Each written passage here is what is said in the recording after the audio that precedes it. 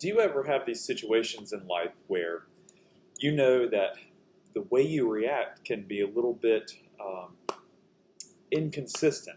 As in, let's say you have to speak in front of a lot of people and you get very nervous, or you're going to go somewhere and you just feel rushed in a store, even if you need to go return something and you get anxiety about it, and the employees rush you and you don't like being rushed, and you leave and you don't like how you responded.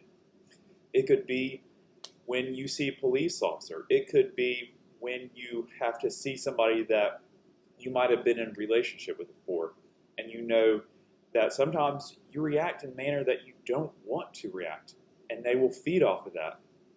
How do you tactfully assess that and plan for that with the mindset of character change? Many times we can go in those situations and our brains get scrambled. We're worried about what's going to happen and we don't have a plan. And that is the big issue. We don't have a strategy for breathing. We don't have a strategy for thinking. And we don't have a strategy for how we are going to think about what we are going to say. Listen to the words and don't go on to an auto response, but munch what's being received and then choose how you're going to respond. Well, how do you plan for that? How do you, like I said, tactically and strategically plan to step into these situations? Because life in this civilian world has many different type of scenarios we can step into. And if we don't have a solid character that we know is going to respond in the manner that we want, other people can play us like a fiddle and make us look foolish or use their words to manipulate our emotions. When we step into that, it's important that we have a plan laid out. And with character change and character development, it's easy to do that.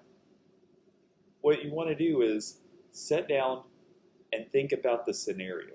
In a previous video, I talked about the 3 different outcomes of a scenario to purposefully look at.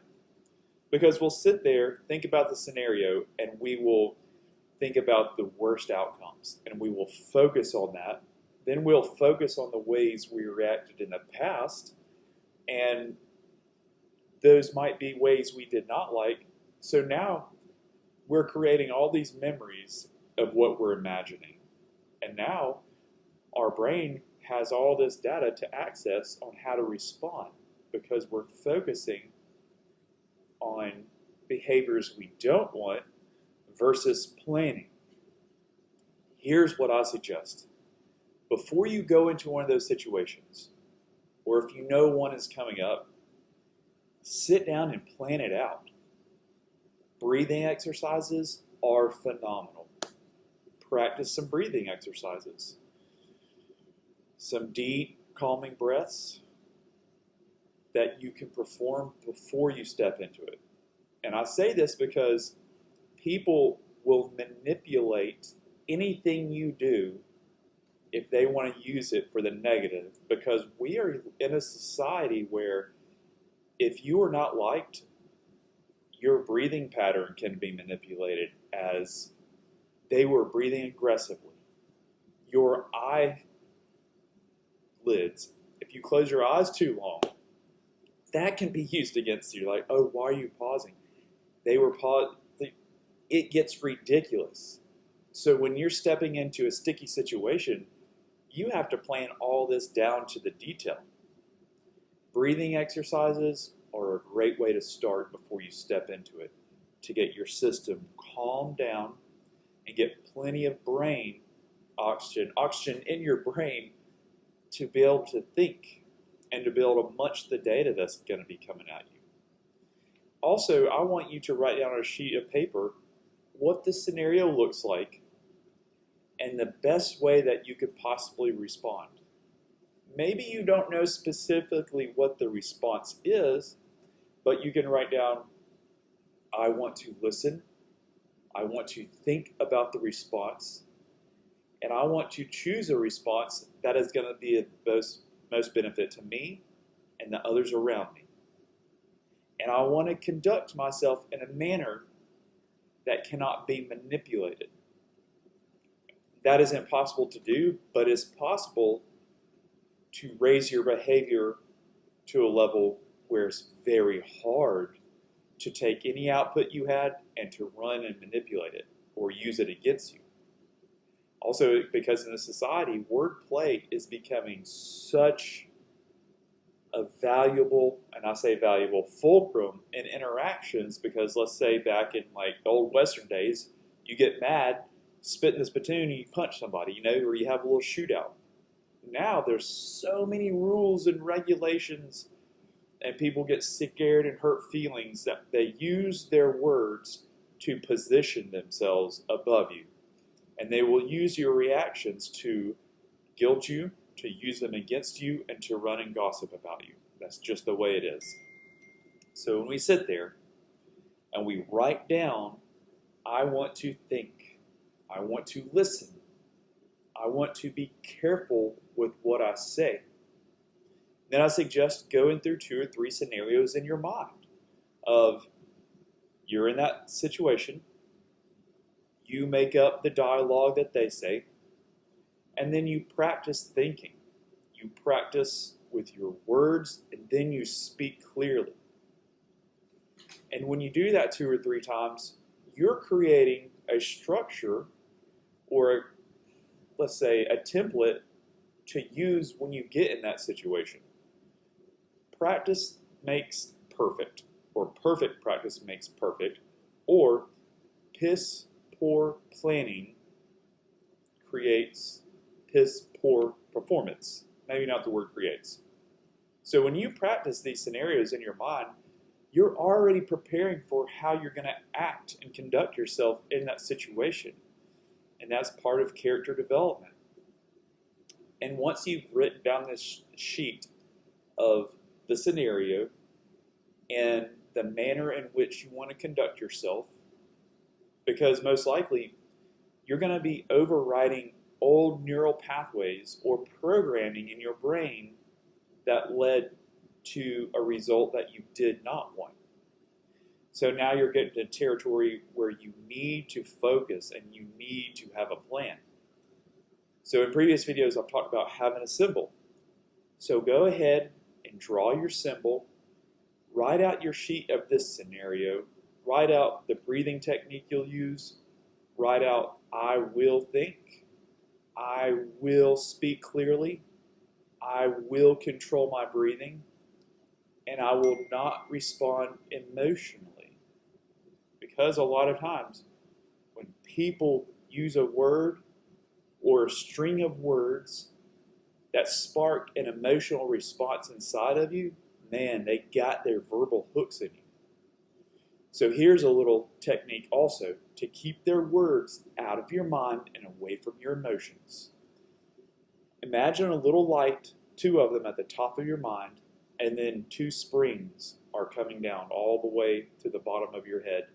And when it stops, it creates another light. And while they are talking, you can listen to what they're saying, but you can also use your imagination to start drawing those in your mind. And follow me on this.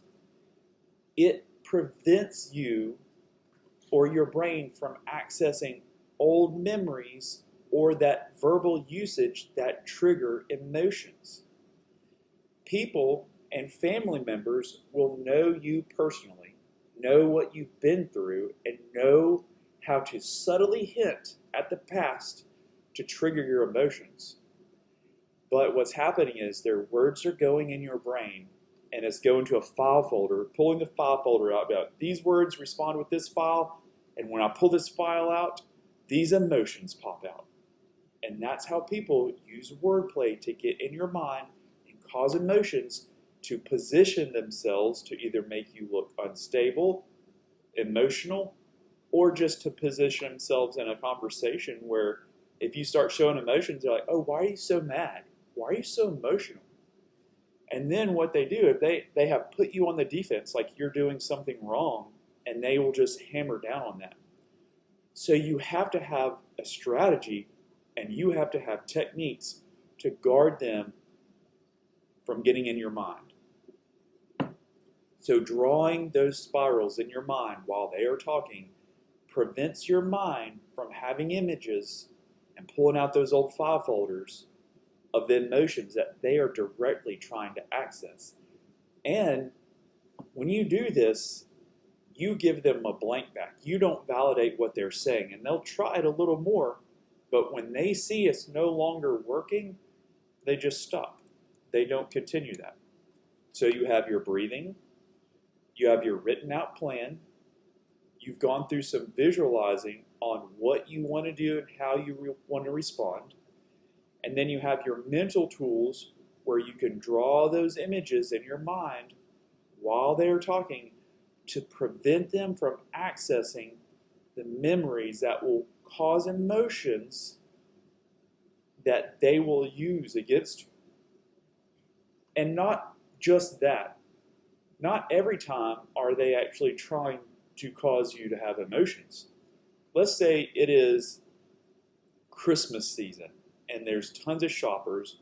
You purchased the wrong gift and you need to take it back into the store. Your wife is nagging you. Your in-laws are nagging you. Your parents always give you a lot of grief at this time of year. And all you want to do is get the most Boston awesome toy for your kid. But now you had to get off work early. You had to come to the store where all these people are. You're a little stressed out, and you could easily just be like, have it out with the cash register person. Well, let me draw this scenario out. What if there's a time when you were a kid and you got super embarrassed by when you had to return something with your parent, or you saw your parent get really mad and emotional during this exchange? Well, that's what your brain has to access as a memory for this instance. You may not actually see it, but that's what your mind will access when you come up to the scenario to act this way. There's times in life when we act some way and we don't know why we acted that way. Well, we have a programming in there that tells us to act that way. So you can use this in a simple high-stress situation in public with lots of people when the holiday cheer is actually not holiday cheer, it's like holiday chaos. But you can use these techniques to step through this scenario and control your reactions and can have a pleasant interaction with this person or this cashier while you're returning an item. So it's not always in a high-stress situation with people trying to manipulate you. It's not always in a stressful situation with police officers trying to use their wordplay, or family members, or court. It can be just as simply as in the supermarket with lots of people. To just calm your nerves, you have a plan, so you can look back and just simply when I go to return the items, I'm going to take 10 centering breaths before I walk in. I'm going to listen to the cashier, and I'm going to clearly state with kindness what my purpose and intention is, and then I will remain calm while we go through this transaction. And then I will grab my bag and walk out. Because there's a lot of social anxiety that comes with just being around a lot of people.